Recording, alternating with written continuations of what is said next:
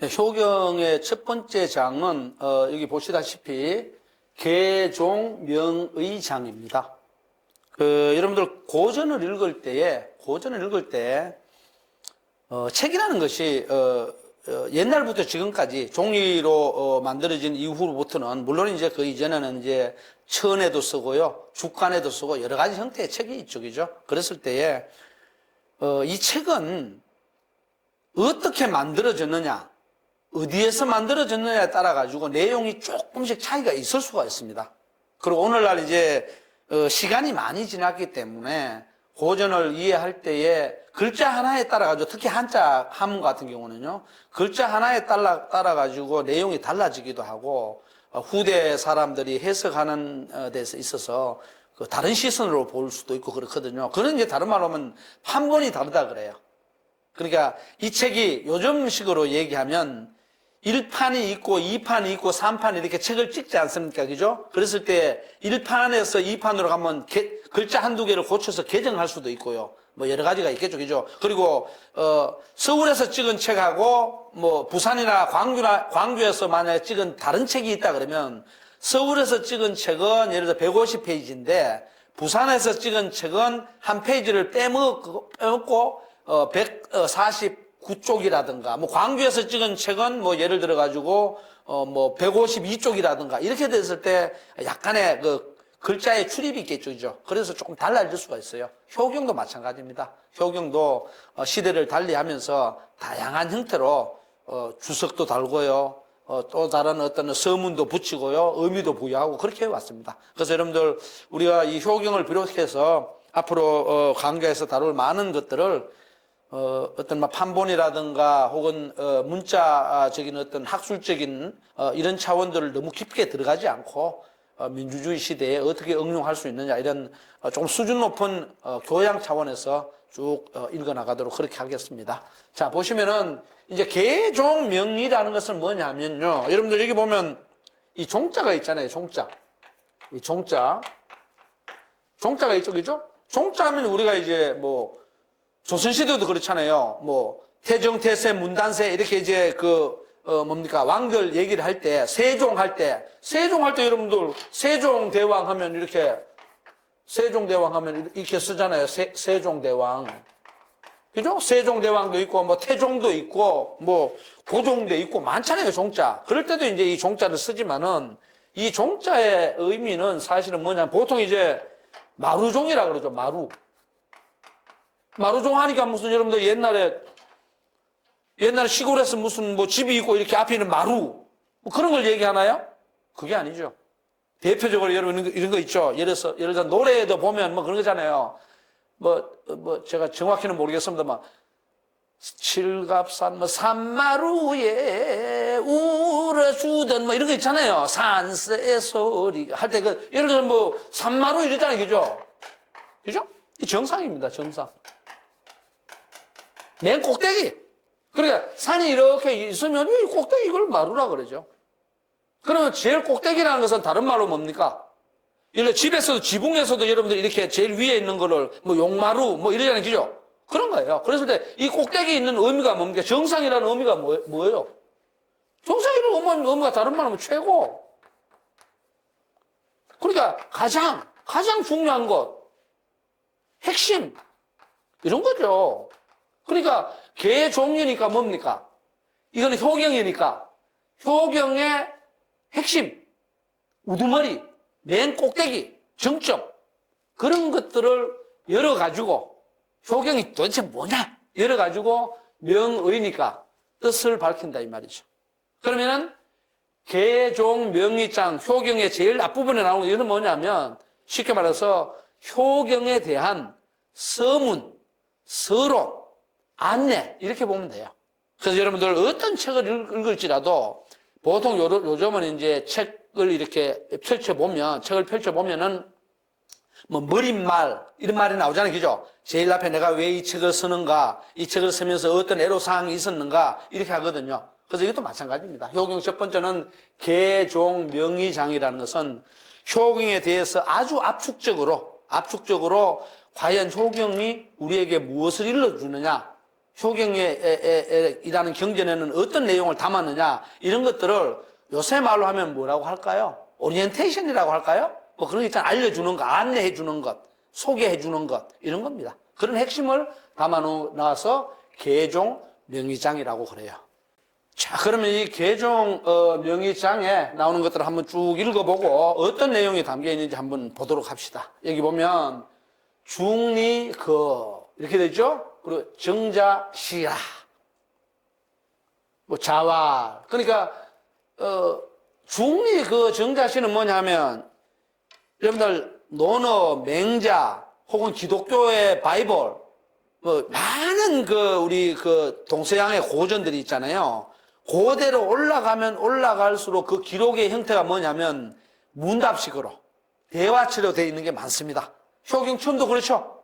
처음도 보면 이제 묻고 답하고 아니면 모르니까 알려주고 뭐 이런 형태의 기록이 많아요.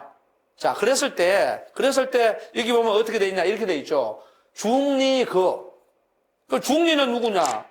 이 중리는 여기 중리거라고 되어 있잖아요. 이 중리는 누구냐? 이 공자예요. 공자의 이름이 뭐냐면 구예요. 구라는 것이 언덕구거든요.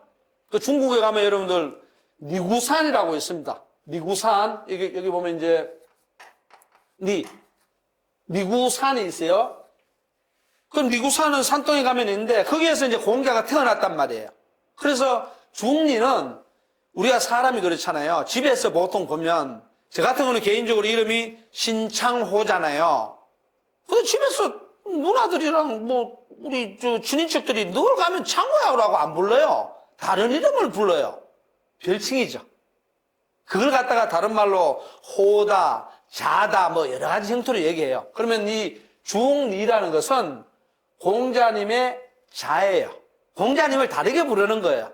대신 이제 니구산에서 태어났기 때문에 공자님의 자를 중자를 붙여서, 근데 중자가 붙으면 공자님이 형이 있다는 소리입니다. 배다른 형이 있어요. 나중에 또 시간 되면 말씀드릴게요. 자, 그리고 니구산에서 태어나서 공자 이름을 뭐라고 했느냐? 이 언덕구자를 써가지고 공구라고 했단 말이에요. 그래서 어쨌든 간에 중리는 공자를 얘기합니다. 그래서 여기 보면 중리, 그거라고 했잖아요. 그거는 우리가 집에서 산다, 거처하다 이 말이거든요. 그러니까 공자님이 이제 예를 들어서 어떤 곳에 한적하게 이렇게 뭐 예를 들어서 제가 좀 미안합니다만 이게 의자라고 가정하면 이렇게 앉아갖고 계신 거예요. 이렇게 앉아갖고 뭐 제자들하고 얘기할 수도 있고 혼자 사색에 잡힐 수도 있고 그렇게 되죠. 우리 이렇게 앉아 있는 거죠. 방이 되었던 그것이 어떤 마루가 되었던 아니면은 정원이 있는 어떤 곳에 돌 같은 게 있는 그런 게 됐던 어디서 그걸 다 앉아있던. 그래 한가하게 있는 걸 그라 그래요. 그죠? 우리가 거주지 할 때 그자잖아요. 그죠? 그런데 옆에 누가 있었느냐? 정자시. 그러니까 공자님이 이렇게 앉아 계신데, 한가하게 이렇게 계신데, 정자라는, 정삼이라고 하죠. 그죠? 정삼이라는 그 공자 제자가 옆에서 이렇게 공자님이 저기 앉아 계시면 이렇게 있었든지, 아니면 같이 이렇게 있었든지, 하여튼 그렇잖아요. 우리가 있잖아요. 고전을 읽을 때, 너무 교조적으로 혹은 경직되어 있는 게 많아요. 공자님이 예를 들어서 공자가 성인이라 그러니까 성인은 밥도 안 먹나요? 똥오줌도 안 싸요? 똑같은 인간입니다. 근데 이걸 너무 신성시하다 보니까 공자는 이렇게 있고 옆에 있는 다른 사람은 전부 다 이렇게 있는 것처럼 느껴진단 말이에요. 그렇지 않아요.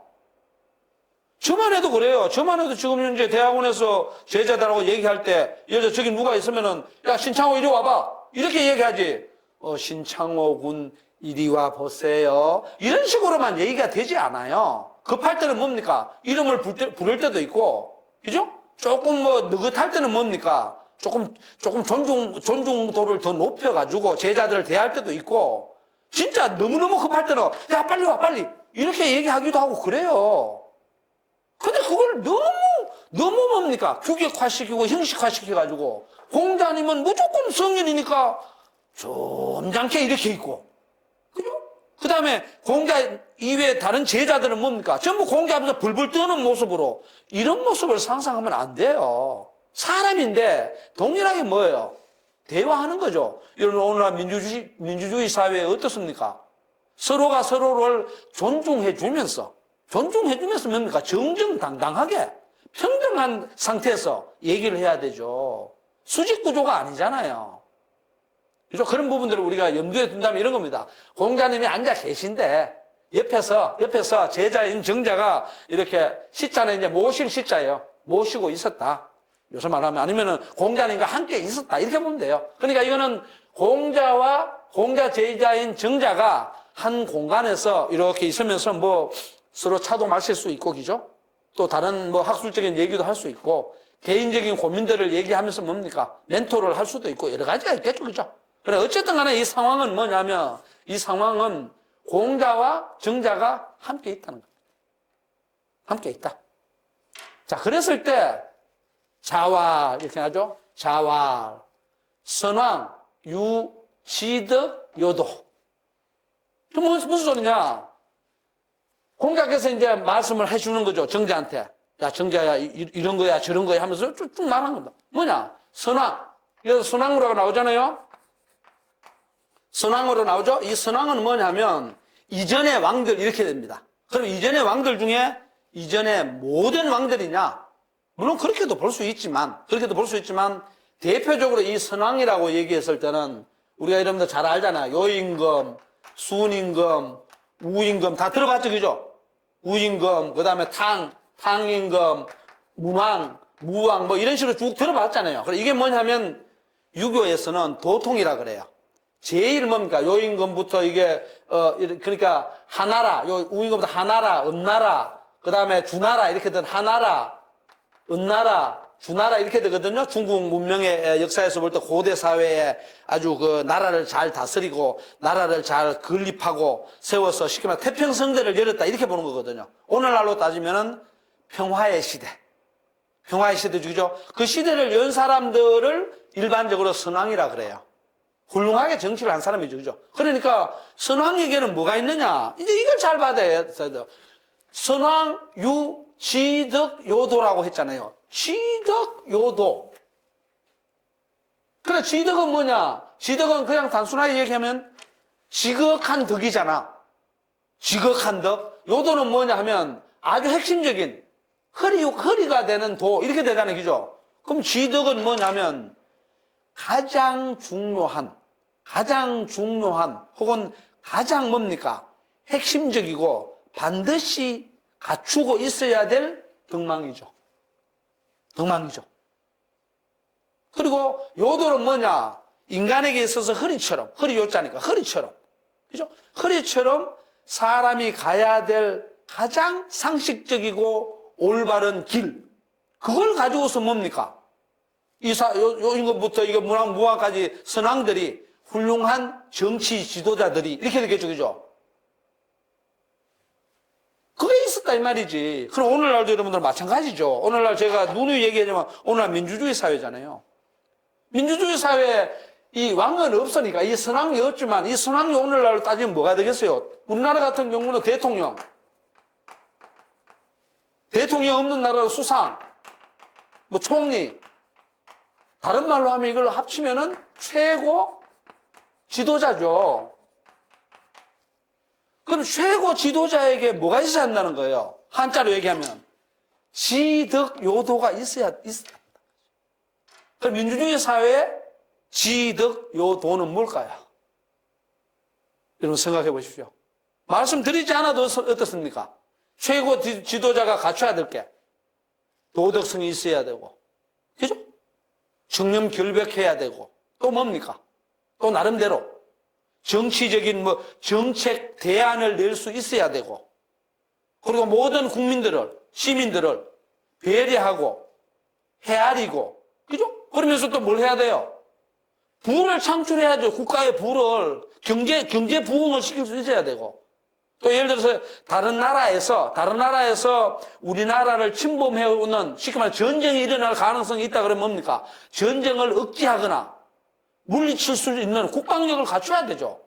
그러면서 또 뭡니까? 지도자는 다른 나라와 외교를 잘할 수 있는 외교술도 가져야 되고요.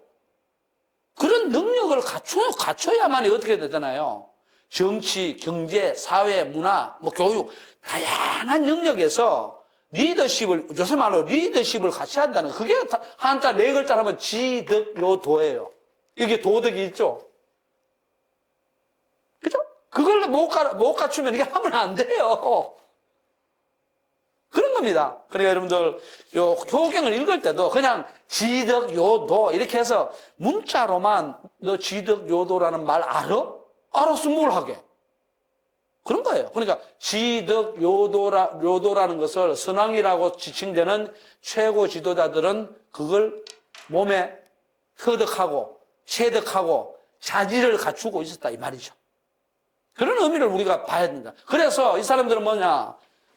이 지덕요도를 갖추고 있어가지고 그걸 가지고서 요거 여러분들 한자 하나 알려드리면 요 이자 있잖아요. 요 이자를 보통 서이자라고 하거든요. 서이라고 하거든요. 요 서이자는 다른 말로 하면 앞에 있는 문장이나 뒤에 있는 글자를 받는 겁니다. 이거는 가지고 있자입니다.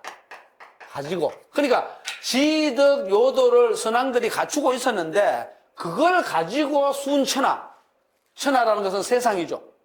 이 세상을 따르게 했다. 그건 다른 말로 하면 이 세상을 다스렸다 이 말입니다.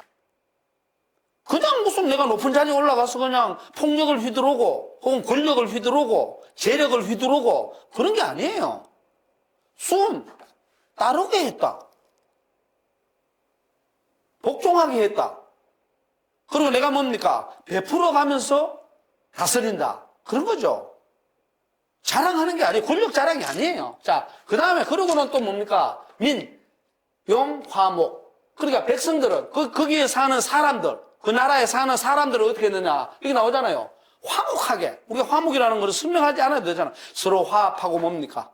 어깨동무하고 서로 모르는 거 있으면 알려주고 부족한 게 있으면 뭡니까? 서로 보태주고 내가 남는 게 있으면 부족한 사람들에게 나눠주고 그렇게 화목이죠. 우리가 화목하게 살아라 그러잖아요.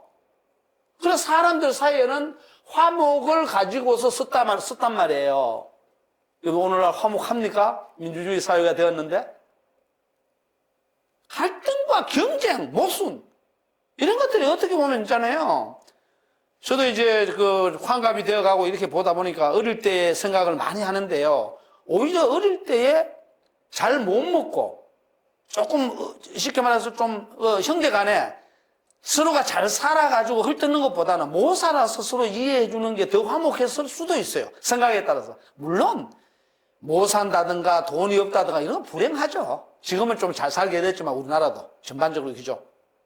그러나 돈도 있고 서로가 뭡니까? 아주 그 몸도 건강하고 이런 상황에서 서로 화목하면 더 좋은 거죠. 그런데 간혹 가다 보면은 너무 잘 살게 되었을 때 보니까 갈등과 모순이 많이 일어나는 사회적 현상이 있기도 해요. 그러니까 우리가 생각하기에 따라 다르니까요. 그런 걸 한번 고민해 봅시다. 자, 그리고 또 뭐냐? 상하무원. 위와 아래. 상하라는 것은 이게 윗사람과 아랫사람도 되고요. 위에 있는 지배계층과 아래에 있는 지배계층도 되고요. 어른과 아이도 되고요. 어떤 것도 됩니다. 그래서 쉽게 말해 상하는 뭡니까? 오늘날로 따지면 윗사람 아랫사람이지만 그거 따지지 말고 사람이라는 것을 위아래로 나눠주고 남녀로 나눠주고 뭐 여러 가지 하니까. 근데 이거는 사람 사이에 원망이 없어. 사람 사이에 원망이 없으면 어떻게 되겠어요? 투쟁이 없어요. 싸우지 않습니다.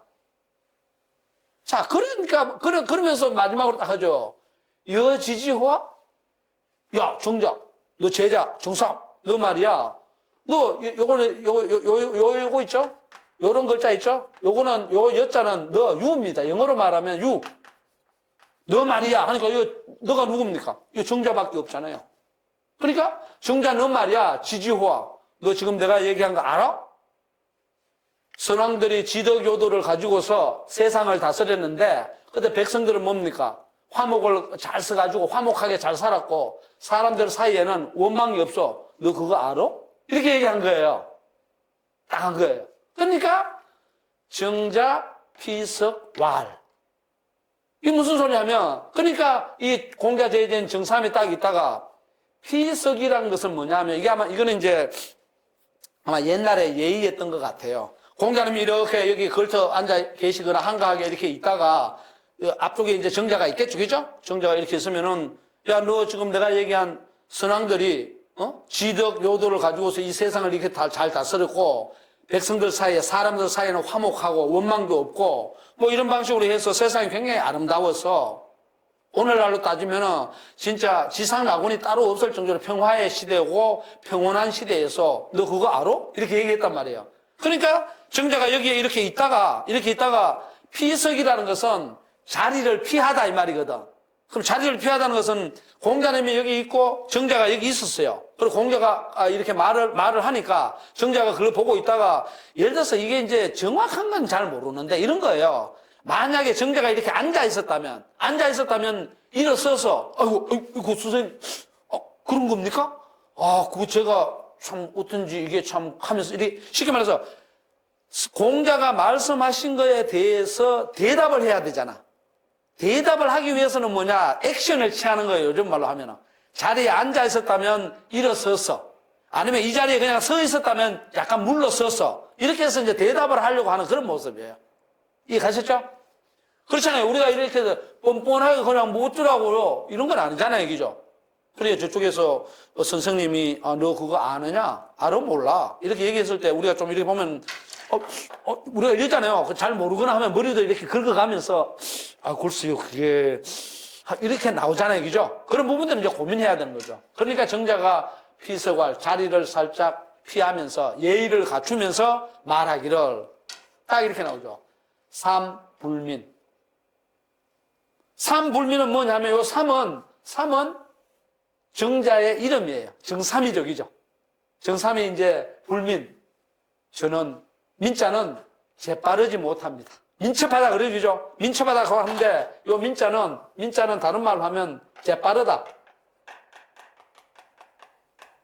우리가 뭘 할 때 민첩하게 할 때는 바로 즉각적으로 빠릿빠릿하게 막 하잖아요. 그죠? 그런데 이제 정자가 겸손하게 얘기하죠. 선생님, 저는 뭐 눈치도 없고요. 제가 이렇게 민감하게 어떤 부분을 제대로 아는 것도 아니고요. 저는 좀 불민합니다. 이러면은 저는 좀 덜 똑똑합니다. 똑똑하지 않아요. 그리고 빠르게 뭔가 이렇게 다른 사람들처럼 이렇게 잘 하지도 못하고 그래요. 그렇기 때문에 하족이 지지. 어찌? 하족이는 하자는 어찌잖아요. 어찌? 족은 뭐냐면 충분하게, 제대로, 명확하게 이런 말이거든요. 어찌 제가 분명하게, 제대로 선생님 말씀하신 그것을 이지지 알겠습니까? 잘 모르겠습니다. 이렇게 얘기한 거죠. 그러니까 사실 여러분 정삼이 왜 몰랐겠어요? 당연히 알았겠죠. 왜냐하면 정삼이라는 사람은 여러분들 대학이라는 책이 있잖아요.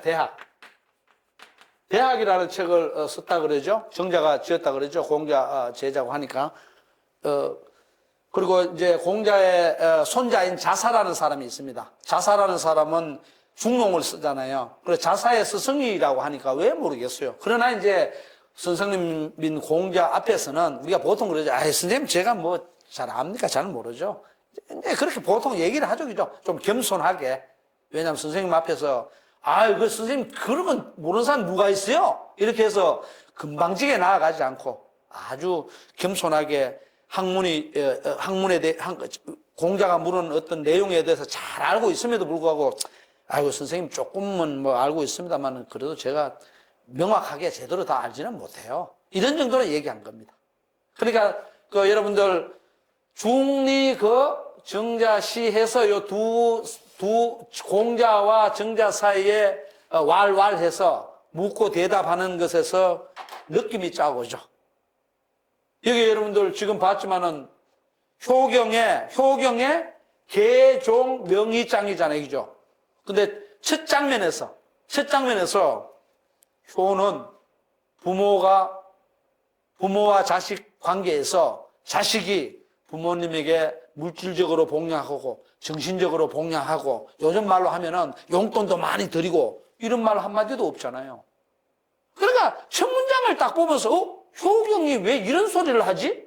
왜 선왕이 나오고 지덕 효도가 나오고 아니, 순천하가 나오고, 민용화목이 나오고, 상화무원, 뭐 이런 말이 나와? 이건 뭐 정치학 아니야? 이렇게 우리가 가정할 수 있잖아요. 여기 여러분 부모 자식이란 말 어디 있습니까? 한마디도 없어요. 그래서 고전으로서의 효경의 가치를 가만히 곱씹어 보면서 민주주의 시대에 던지는 메시지를 무엇을 핵심으로 잡고서, 그야말로 여기서 말하는 지덕 요도로 잡고서 다시 파헤쳐 봐야 될 것인가. 효경이라는 텍스트를 어떻게 하면은 오늘날 잘 적용하는 방식으로 이해할 수 있을까? 그걸 고민하면서 들어가자고요.